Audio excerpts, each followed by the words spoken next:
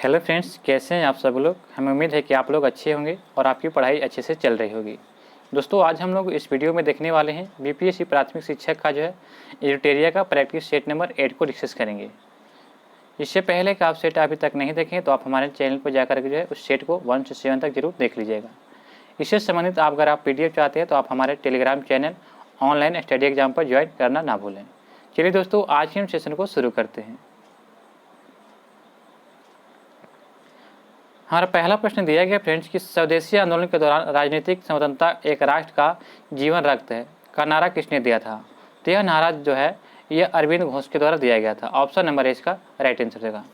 अरविंद घोष के द्वारा स्वदेशी आंदोलन के दौरान राजनीतिक स्वतंत्रता का एक राष्ट्र जीवन रक्त है, यह नारा अरविंद घोष के द्वारा दिया गया था।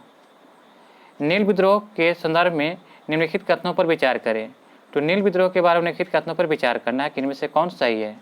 तो यह दिया गया है कि यह विद्रोह 1861 से 62 में बंगाल क्षेत्र में हुआ था। यह गलत है। 2 कहता है कि आंदोलन की शुरुआत दिवंगत विश्वनाथ एवं विष्णु विश्वास नामक 2 व्यक्तियों ने किया था। तो यह सही है। आंदोलन को सफलता का एक प्रमुख कारण हिंदू मुस्लिम किसानों के बीच पूर्ण एकता थी। तो यह भी आपका सही है। तो यहाँ पूछा है कथन कौन सही हो, तो ऑप्शन नंबर 2 और 3 सही है। तो ऑप्शन नंबर 20 का राइट आंसर जाएगा। अगला प्रश्न हमारा दिया गया है कि बिरसा मुंडा के गुरु कौन थे। तो बिरसा मुंडा के गुरु कौन थे, तो आपका इसका राइट आंसर होगा आनंद पांडे। आनंद पांडे जो थे ये बिरसा मुंडा के गुरु थे। इनका जन्म 15 नवंबर 1875 के छोटा नागपुर पठार के क्षेत्र में हुआ था बिरसा मुंडा का। ऐसे उन्हें धरती का आबा यानी कि पृथ्वी के पिता के रूप में भी बिरसा मुंडा को जाना जाता था। इन्होंने 1899 से 1900 ईस्वी तक मुंडा विद्रोह का नेतृत्व किया था। ऑप्शन नंबर सी इसका राइट आंसर हो जाएगा। निम्नलिखित में से कौन सम्मिलित नहीं है। इनमें से कौन सम्मिलित नहीं है, तो प्रथम आंग्ल अफगान युद्ध के समय लॉर्ड ऑकलैंड था, प्रथम आंग्ल बर्मा युद्ध के समय लॉर्ड एमहर्स्ट था, और तृतीय आंग्ल मराठा युद्ध के समय लॉर्ड हार्डिंग प्रथम था। यह गलत है। तृतीय आंग्ल मराठा युद्ध के समय 1813 में लॉर्ड हेस्टिंग था। कौन था, तो लॉर्ड हेस्टिंग, याद रखिएगा, लॉर्ड हेस्टिंग्स था। हमारा अगला प्रश्न दिया गया है कि 1857 की क्रांति के समय भारत का गवर्नर जनरल कौन था। तो 1857 की क्रांति के समय भारत का गवर्नर जनरल कौन था, तो ऑप्शन नंबर सी इसका राइट आंसर होगा लॉर्ड कैनिंग था। ऑप्शन नंबर सी इसका right answer Lord Canning. Swami Vivekananda ने शिकागो में आयोजित पार्लियामेंट ऑफ वर्ल्ड्स रिलीजन्स में किस वर्ष भाग लिए थे। तो यह शिकागो में शिकागो में आयोजित किया गया था स्वामी विवेकानंद के parliament of the world religions में, यह 1893 में भाग लिए थे। ऑप्शन नंबर सी इसका राइट आंसर हो जाएगा।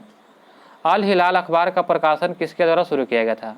तो अल हिलाल एगो अल बिलाल है, तो दोनों के संपादक कौन, तो मौलाना अब्दुल कलाम। ऑप्शन नंबर 4 इसका राइट आंसर हो जाएगा। मराठी पत्रिका बहिष्कृत भारत का संबंध है। तो मराठी पत्रिका बहिष्कृत भारत का संबंध किससे है, तो आपका इसका राइट आंसर क्या जाएगा, option number B R Ambedkar से। बहिष्कृत भारत डॉक्टर BR अम्बेडकर की रचना है। उन्होंने शोषित वर्ग का वर्णन किया था। ऑप्शन नंबर 20 का राइट आंसर देगा। नेक्स्ट प्रश्न दिया गया है कि लिथगो आयोग का उद्देश्य क्या था। तो लिथगो आयोग का मुख्य उद्देश्य इसका क्या था, तो ऑप्शन नंबर इसका राइट आंसर क्या जाएगा, तो 4 हो जाएगा, भारतीय कृषि में संकट से संबंधित। ऑप्शन नंबर 4 इसका राइट आंसर हो जाएगा। निम्नलिखित में से कौन साजिश सम्मिलित नहीं है। तो आपको बताना है कि इनमें से कौन साजिश सम्मिलित नहीं है। तो मुजफ्फरपुर बम कांड खुदीराम बोस संबंधित हैं। दिल्ली षड्यंत्र में रास बिहारी बोस से भी संबंधित है। नासिक षड्यंत्र केस वरिंद्र घोष, यह गलत है। नासिक षड्यंत्र केंद्र वरिंद्र घोष संबंधित नहीं है, जबकि रैंडम मर्डर केस में चापेकर बंधु संबंधित हैं। तो ऑप्शन नंबर सी इसका राइट आंसर हो जाएगा। BD सावरकर द्वारा स्थापित अभिनव भारत के एक सदस्य अनंत कन्हारे ने नासिक के जिले मजिस्ट्रेट जैक्सन की हत्या किया था। तो नासिक से कौन संबंधित है, तो ये हो जाएगा अनंत कन्हारे। तो ऑप्शन नंबर सी इसका राइट आंसर हो जाएगा। भारतीय राष्ट्रवाद का उत्प्रेरक कहा था किसको। तो भारतीय राष्ट्रवाद का उत्प्रेरक लॉर्ड कर्जन को कहा था। ऑप्शन नंबर 4 इसका राइट आंसर लॉर्ड कर्जन। गोलमेज सम्मेलन का आयोजन किया गया था, इसके बारे में सही कथन को बताना है। तो गोलमेज सम्मेलन का आयोजन किया गया था, इसके बारे में सही कथन क्या है, तो भारत के भावी संविधान का चर्चा के लिए किया गया था। बिल्कुल सही है। भारत के लिए एक डोमिनियन स्थिति का कार्यान्वयन पर चर्चा करने के लिए किया गया था। तो यह गलत है। BR अम्बेडकर ने अछूतों के लिए अलग निर्वाचक मंडल की मांग किया था। तो ये भी सही है, यानी कि 1 और 3 सही है। तो आपका इसका राइट आंसर हो जाएगा ऑप्शन नंबर सी हो जाएगा। भारत में गांधी जी द्वारा स्थापित पहला आश्रम कौन था? तो भारत में जो गांधी जी द्वारा पहला स्थापित आश्रम कौन था? तो साबरमती आश्रम। ऑप्शन नंबर बी इसका हो जाएगा अहमदाबाद। भारत में जो है गांधी जी द्वारा स्थापित पहला आश्रम पूछा गया तो यह हो जाएगा अहमदाबाद में, कोचराब आश्रम अहमदाबाद के पास है। तो ऑप्शन नंबर ए इसका राइट आंसर होगा। 1915 में भारत में गांधी जी द्वारा स्थापित कोचरब पहला आश्रम था। यह सत्याग्रह का अभ्यास करने के लिए गांधीवादी विचारों के छात्रों के लिए एक अग्रणीय केंद्र था। साबरमती आश्रम 12 वर्षों यानी कि 1917 से 30 तक महात्मा गांधी का निवास स्थान रहा था। तो ऑप्शन नंबर ए इसका राइट आंसर हो जाएगा। जालियांवाला बाग नरसंहार के विरोध में निम्नलिखित में से किसने जो है वायसराय की कार्यकारिणी परिषद से सदस्य से इस्तीफा दिया था? तो वायसराय के कार्यकारिणी परिषद से इस्तीफा किसने दिया था? तो आपका इसका राइट आंसर होगा शंकर नायर ने। ऑप्शन नंबर जो है 20 का राइट आंसर होगा। इसी को जो एस नायर या शंकर नायर कहते हैं। कमागा टमारू घटना कब हुआ था? तो कमागा टमारू घटना जो है यह हुआ था कब? तो सितंबर 1914 में। ऑप्शन नंबर ए इसका राइट आंसर होगा। कमागा टमारू एक जहाज का नाम था जो 351 पंजाबी सिखों तथा 21 मुस्लिम यात्रियों को सिंगापुर से जो है वैंकूवर तक ले जा रहा था। इसका उद्देश्य था कि ये लोग वहां जाकर स्वतंत्र और सुखमय जीवन व्यतीत कर रहे तथा बाद में भारतीय स्वतंत्रता संग्राम में भाग ले। तो ऑप्शन नंबर जो है ये इसका राइट आंसर होगा। निम्नलिखित में कौन सम्मिलित नहीं है? तो यहाँ पे बताना कि कौन सम्मिलित नहीं है। तो आपका तहजीब उल अखलाक या मोहम्मद अली जिन्ना का यह सम्मिलित नहीं है। दीन पायनियर जो है जॉर्ज एलन का सही है। और जो है कौमी आवाज़ जो है यह जवाहरलाल नेहरू का भी सही है। दिस सोशलिस्ट या एम एन राय का यह गलत है, यानी कि 1 और 4 गलत है। तो ऑप्शन नंबर जो है ये इसका राइट आंसर हो जाएगा। तहजीब उल अखलाल जो है यह सर सैयद अहमद खां का है। और जो है दिस सोशलिस्ट जो है ये आपका S.A. डांगे का है। S.A. डांगे का जो है ये द सोशलिस्ट है। जबकि जो है द तहजीब उल अखबाल जो है यह सर सैयद अहमद खां के संपादक हैं। तो अगला प्रश्न हमारा दिया गया है, भारत के संविधान सभा किसके अनुसार गठित किया गया था? तो भारत के संविधान सभा यह गठित किया गया था कैबिनेट मिशन के अनुसार। ऑप्शन नंबर जो है 4 इसका राइट आंसर होगा। कैबिनेट मिशन के अनुसार जो है भारत का संविधान सभा का गठन किया गया था। गांधी सेवा संघ की स्थापना किसने किया था? तो गांधी सेवा संघ की स्थापना जो है यह जमुनालाल बजाज ने किया था। ऑप्शन नंबर सी इसका राइट आंसर हो जाएगा। एकमात्र हड़प्पा शहर जिसमें मुख्य सड़क का प्रवेश द्वार वाले घर हैं। तो एकमात्र हड़प्पा शहर जिसमें मुख्य सड़क का प्रवेश द्वार वाले घर हैं तो यह कौन सा हो जाएगा? तो ऑप्शन नंबर ए लोथल हो जाएगा। लोथल गुजरात में जो भोगवा नदी के किनारे है। प्रसिद्ध गायत्री मंत्र जिसमें 10 मंडल एवं 228 सूक्त है उल्लेख किस वेद में मिलता है? तो इसका उल्लेख जो है ऋग्वेद में मिलता है। ऑप्शन नंबर सी इसका राइट आंसर हो जाएगा। इसमें जो है गायत्री मंत्र है जिसमें 10 मंडल और 228 सूक्त का उल्लेख दिया गया है। निम्नलिखित में से कौन सा अंग महाजनपद की निम्नलिखित में से कौन सा अंग महाजनपद की प्रारंभिक राजधानी थी? तो महाजनपद की प्रारंभिक राजधानी कौन सा हो जाएगा? तो ऑप्शन नंबर सी मालिनी जो है यह महाजनपद की प्रारंभिक राजधानी थी। मालिनी आधुनिक मुंगेर के पास है जो अंग की प्रारंभिक राजधानी थी। बाद में चंपापुरी या चंपा आधुनिक भागलपुर के निकट राजधानी बना था। तो ऑप्शन नंबर सी इसका राइट आंसर हो जाएगा। नेक्स्ट प्रश्न यह है कि बौद्ध धर्म के संबंध में कौन सा कथन सत्य है? तो बौद्ध धर्म के बारे में बताना कौन सा कथन सत्य है? तो द्वितीय बौद्ध संगीत बौद्ध धर्म 2 भागों में हीनयान और महायान में बट गए थे, ये गलत है। बौद्ध धर्म के महायान संप्रदाय का आदर्श बोधित्व से प्राप्त करना सही है।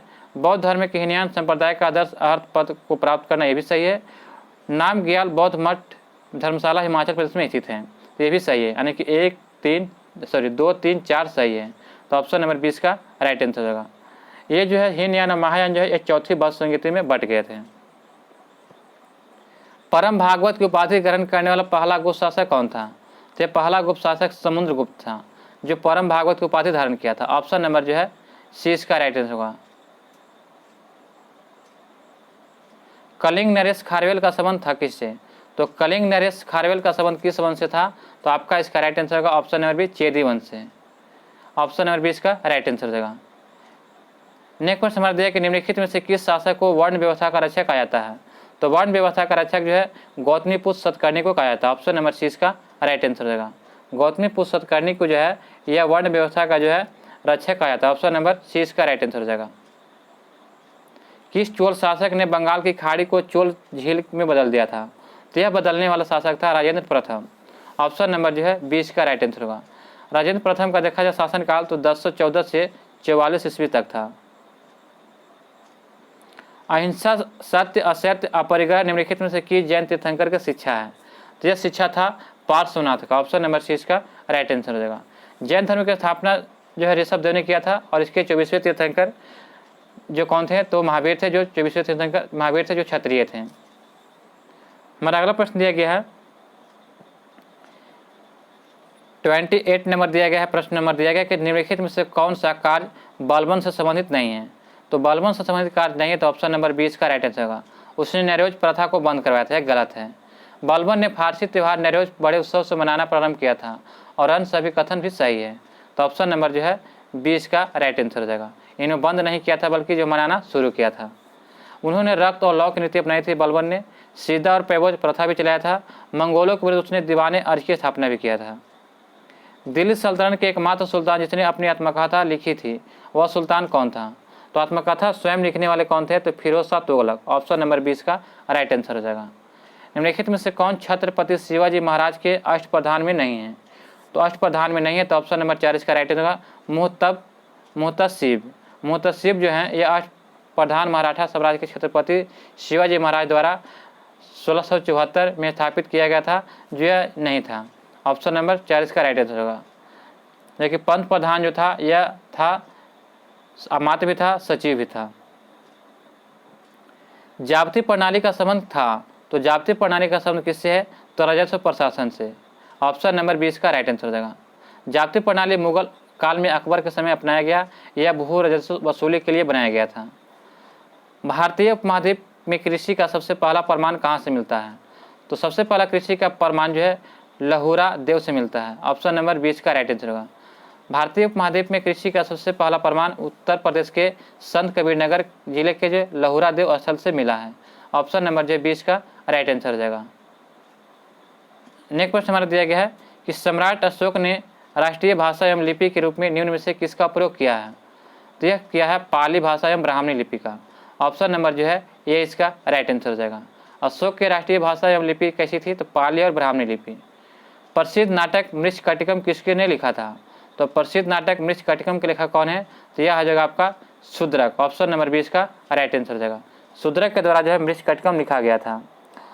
और कालिदास के द्वारा अभिज्ञान शकुंतलम, अशोक घोष के द्वारा बुधचरित्र, ज्ञानेश्वर के द्वारा मिताक्षरा पुस्तक लिखा गया था।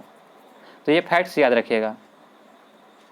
भारत का मैनचेस्टर किसे कहा जाता है? तो भारत का मैनचेस्टर अहमदाबाद को कहा जाता है। ऑप्शन नंबर 20 का राइट आंसर हो जाएगा। भारत में राष्ट्रीय आय की गणना कौन करता है? तो यह जो है CSO केंद्रीय सांख्यिकी संगठन द्वारा जो है यानी कि भारत में राष्ट्रीय आय की गणना किया जाता है। ऑप्शन नंबर 20 का राइट आंसर हो जाएगा। हमारा अगला प्रश्न दिया गया है कि 2011 के जनगणना के अनुसार भारत में सबसे अधिक शहरी जनसंख्या निम्न में से किस राज्य में है?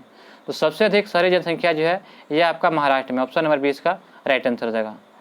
गेहूं का वनस्पति का नाम क्या है?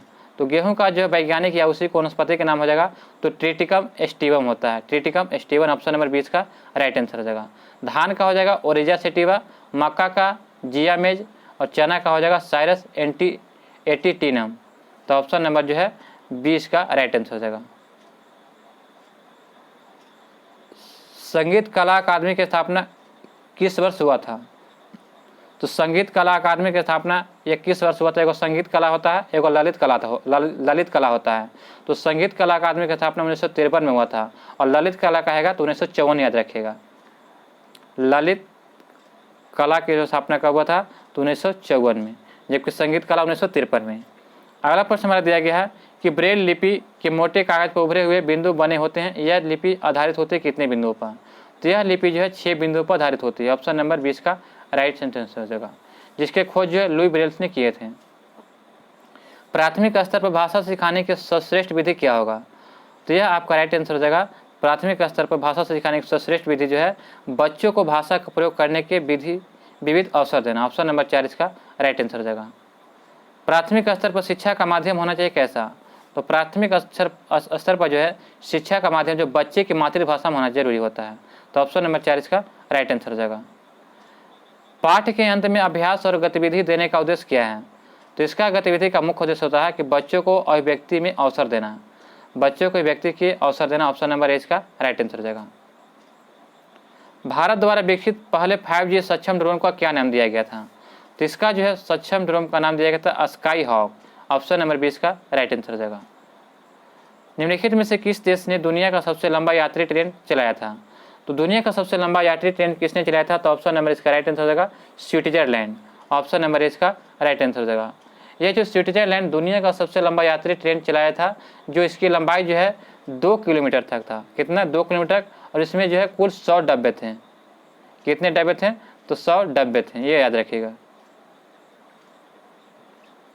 केंद्रीय आर्थिक सर्वेक्षण के अनुसार वित्त वर्ष 2022-23 के लिए कितना प्रतिशत राजकोषीय घाटा का अनुमान लगाया गया है?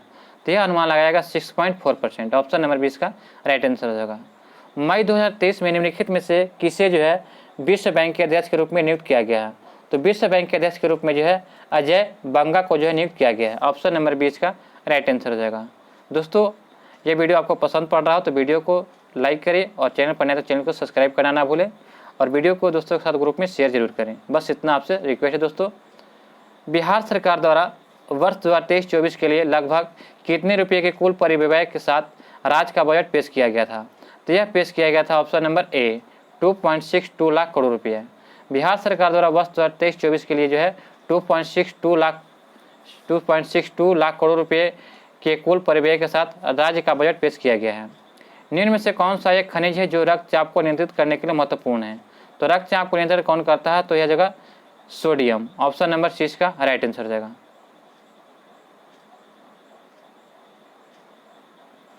हमारा प्रश्न नंबर दिया गया 50 है कि निम्नलिखित में से कौन सा एक अतिरिक्त गुणसूत्र 21 की उपस्थिति के कारण होने वाला एक अनुवांशिक विकार है? तो आपका इसका राइट आंसर होगा option number A down syndrome. बीज वाले पौधे में नर गैमेटोफाइट को आमतौर पर क्या कहा जाता है? तो इसे जो है पराग कहा जाता है। ऑप्शन नंबर इसका राइट आंसर है पराग। बीज वाले पौधे के बीज वाले पौधे में नर गैमेटोफाइट को पराग कहा जाता है। ऑप्शन नंबर जो है ये इसका राइट आंसर हो जाएगा। फूलों वाले पौधों में अंडाशय विकसित होता है कहाँ पे? तो यह जो है फूलों वाले बीजों में अंडाशय जो है यह फल में विकसित होता है। ऑप्शन नंबर 20 का राइट आंसर हो जाएगा। निम्नलिखित में से कौन प्रकाश संश्लेषण के लिए प्रकाश रासायनिक क्रिया का उत्पादन है? तो यह आपका राइट आंसर हो जाएगा। क्या हो जाएगा? तो ऑप्शन नंबर जो इसका राइट आंसर हो जाएगा तो सी इसका राइट आंसर ऑक्सीजन। ऑक्सीजन जो है प्रकाश की प्रकाश रासायनिक क्रिया का उत्पाद होता है ऑक्सीजन। ऑप्शन नंबर सी इसका राइट आंसर हो जाएगा। निम्नलिखित में से कौन पौधे के अलैंगिक प्रजनन की विधि नहीं है? तो अलैंगिक प्रजनन की विधि नहीं है तो निषेचन जो है यह नहीं है। ऑप्शन नंबर सी इसका राइट आंसर हो जाएगा। जबकि वानस्पतिक प्रसार विखंडन एक से अधिक ये सभी है, जबकि निषेचन नहीं है। निम्नलिखित में से कौन सा नींद की बीमारी है? तो नींद की बीमारी इसमें बताया गया है। तो आपका इसका राइट आंसर क्या हो जाएगा? तो ऑप्शन नंबर जो है 4 इसका राइट आंसर होगा, यानी कि 1 से अधिक हो जाएगा। देखा है तो प्रारंभिक अवस्था में नींद की बीमारी के लक्षणों के बुखार, सिर दर्द, जोड़ों में दर्द, नींद आना इस प्रकार से जो है शामिल है, जो रोग ट्रिपेनोसोमा नामक प्रोटोजोआ के कारण उत्पन्न होता है। तो ऑप्शन नंबर जो है 1 से अधिक इसका राइट आंसर हो जाएगा।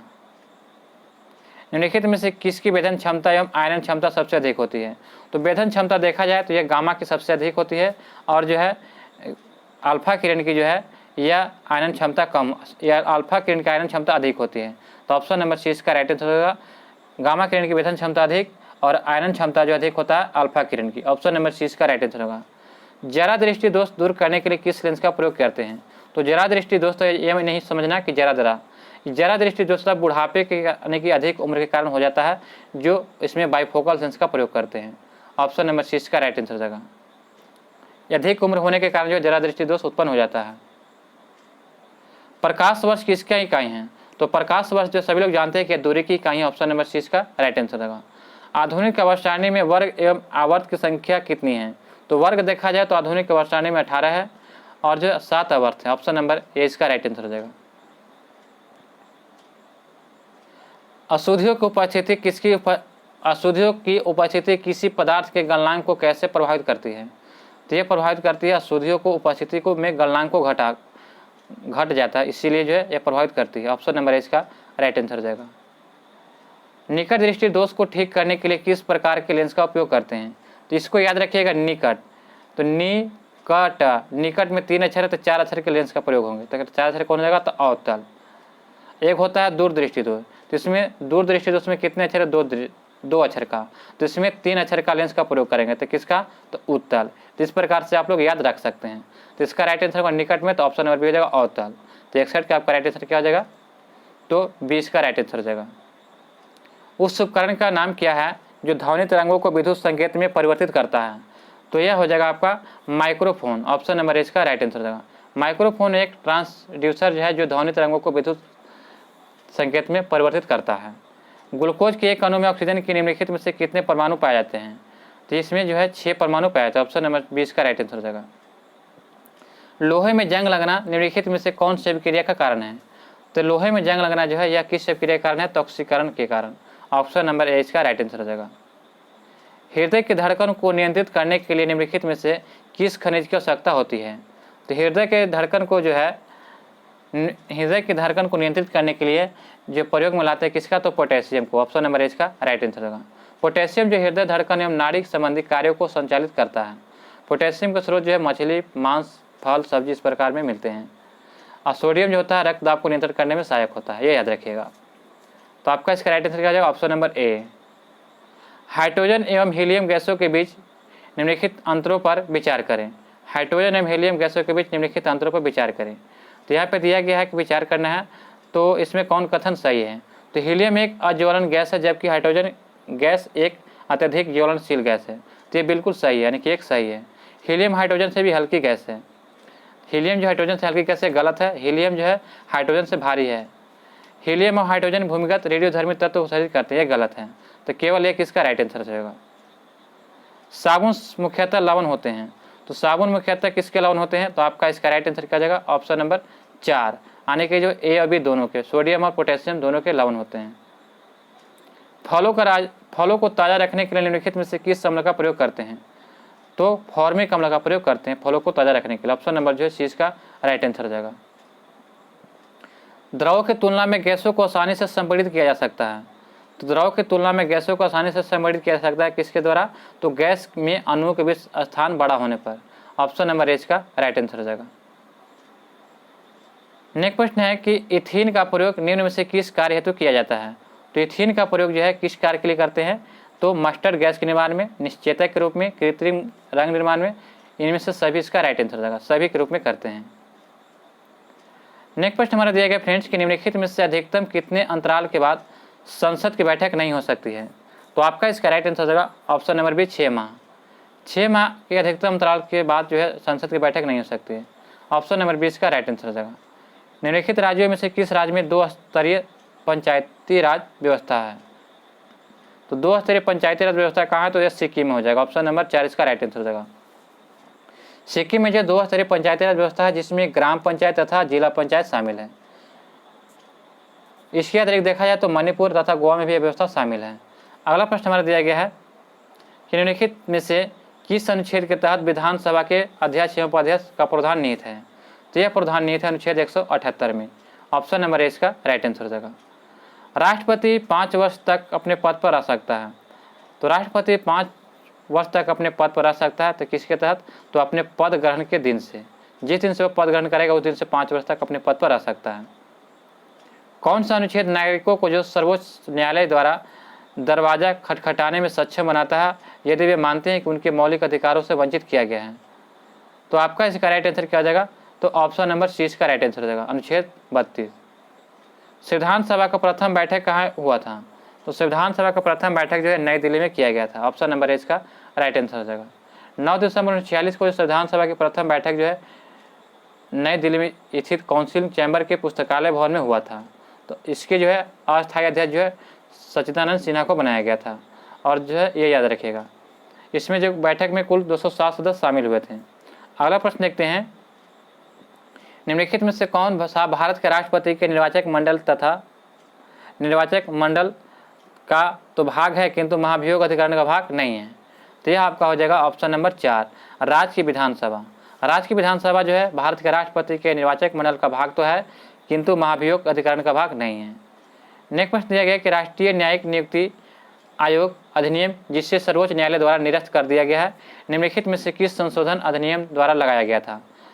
ये लाया गया था किस नियम द्वारा? तो यह लाया गया था आपका ऑप्शन नंबर 20 का राइट आंसर होगा 99वां संविधान संशोधन अधिनियम के तहत लाया गया था। ऑप्शन नंबर 20 का राइट आंसर हो जाएगा। नेक्स्ट प्रश्न दिया गया है कि संसद सदस्य चुने जाने के लिए एक व्यक्ति को किस आयु के कम नहीं होना चाहिए? तो संसद के सदस्य चुने जाने के लिए कम से कम उसकी आयु कितना होना चाहिए? तो 25 वर्ष। ऑप्शन नंबर 20 का राइट आंसर हो जाएगा 25 वर्ष होना चाहिए। भारत के संविधान के किस अनुसूची में दल बदल विरोधी कानून विशेष प्रावधान दिया गया है? तो दल बदल जो है 10वीं अनुसूची में दिया गया है, 9वीं अनुसूची में भूमि अधिग्रहण दिया गया है, ये याद रखिएगा। तो ऑप्शन नंबर 4 इसका राइट आंसर हो जाएगा। नेक्स्ट प्रश्न दिया गया है कि निम्नलिखित में से किसने जो है 1931 में कांग्रेस की कराची अधिवेशन के लिए मौलिक अधिकारों पर प्रस्ताव का मसौदा तैयार किया था? तो आपको बताना है कि किसने जो मसौदा तैयार किया था, तो आपका इसका राइट आंसर हो जाएगा option number B, Pandit Jawaharlal Nehru ने जो है यह मसौदा तैयार किया था। पंचायती राज व्यवस्था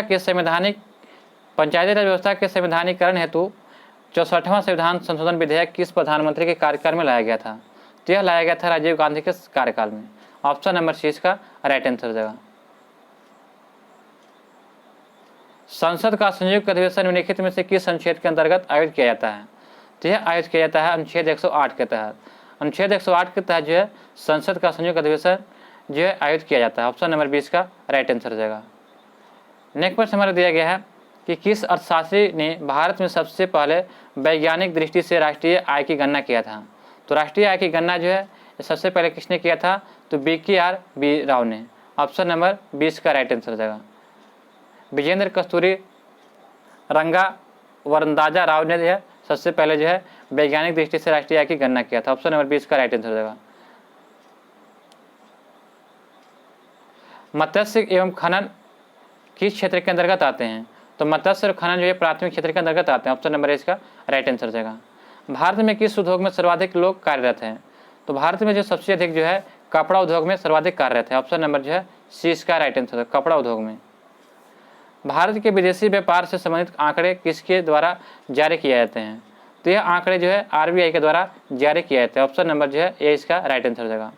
किस पंचवर्षीय योजना के दौरान भारत में मिश्रित अर्थव्यवस्था को चुना गया था? तो यह जो है दूसरी पंचवर्षीय योजना में जो महालनोबिस मॉडल पर आधारित थी, इसमें जो है मिश्रित अर्थव्यवस्था को चुना गया था। ऑप्शन नंबर जो है ए इसका राइट आंसर होगा। दूसरी पंचवर्षीय योजना कब हुआ था? तो 1956 से 61 तक चला था। नेक्स्ट प्रश्न है कि निम्न में से कौन सा तत्व भूपटल पर सर्वाधिक मात्रा में पाया जाता है? तो भूपटल पर सर्वाधिक मात्रा में पाया जाता है तो यह एल्युमिनियम हो जाएगा। ऑप्शन नंबर 4 इसका राइट आंसर एल्युमिनियम। नेक्स्ट प्रश्न है कि टाइटन जो है निम्नलिखित में से किस ग्रह का सबसे बड़ा उपग्रह है? तो टाइटन जो है सबसे बड़ा ग्रह शनि का है। ऑप्शन नंबर ए इसका राइट आंसर हो जाएगा। पंजाब में भूमि निम्नीकरण का निम्नलिखित में से कौन सा मुख्य कारण है? तो इसका मुख्य कारण है अधिक सिंचाई के कारण। ऑप्शन नंबर 20 का राइट आंसर हो जाएगा। निम्न में से कौन सा राज्य सर्वाधिक लिंगानुपात वाला राज्यों में शामिल है? तो यह हो जाएगा तमिलनाडु। तमिलनाडु जो है यह सर्वाधिक लिंगानुपात वाले 5 राज्य केरल हैं, जिसमें 1084 केरल में है, तमिलनाडु में जो है 996 है, आंध्र प्रदेश में 993 है, मणिपुर में 992 है, छत्तीसगढ़ में 991 है। तो इसमें पूछा जाए कि कौन सर्वाधिक लिंगानुपात वाला राज्य है, तो ऑप्शन के अनुसार क्या हो जाएगा? तो इसका राइट आंसर होगा तो ए हो जाएगा तमिलनाडु। हमारा अगला प्रश्न दिया गया है कि यहाँ पे कि राउरकेला इस्पात इकाई की स्थापना किस देश के सहयोग से किया गया है? तो राउरकेला इस्पात की स्थापना जो किस देश के सहयोग से किया गया है? तो दोस्तों आपको याद करने के लिए बता दो कि एक ट्रिक है, याद रखिएगा, राजा भीमरू दुबे। दोस्तों तरह से हो जाएगा राउरकेला, तरह से क्या होगा राउरकेला, और ज से हो जाएगा जर्मनी के सहयोग से, राउरकेला जर्मनी के सहयोग से, भी से होगा भिलाई, अब ब से होगा बोकारो, भी से भिलाई, अब ब से बोकारो, ये रूस के सहयोग से, यानी कि रूस हो गया। दूस से हो गया दुर्गापुर, तो ब से हो गया ब्रिटेन, ये ब्रिटेन के सहयोग से। आपको यहाँ पर पूछा गया कि राउरकेला, तो राउरकेला किसके सहयोग से? तो जर्मनी। ऑप्शन नंबर 20 का राइट आंसर हो जाएगा। अगला प्रश्न हमारा दिया गया दोस्तों कि निम्नलिखित में से भारत के किस मृदा को अंतर्राष्ट्रीय रूप में उष्णकटिबंधीय चेरनोजो मृदा कहा जाता है? तो चेरनोजो मृदा जो है किसको कहता है? तो काली मिट्टी को। ऑप्शन नंबर इसका राइट आंसर हो जाएगा। भारत में पाई जाने वाली कोनधारी वन कितने ऊंचाई में के बीच पाया जाता है? तो भारत में कोनधारी वन जो है पाया जाता है 2500 से 4500 मीटर ऊंचाई पर। ऑप्शन नंबर जो है 20 का राइट आंसर हो जाएगा।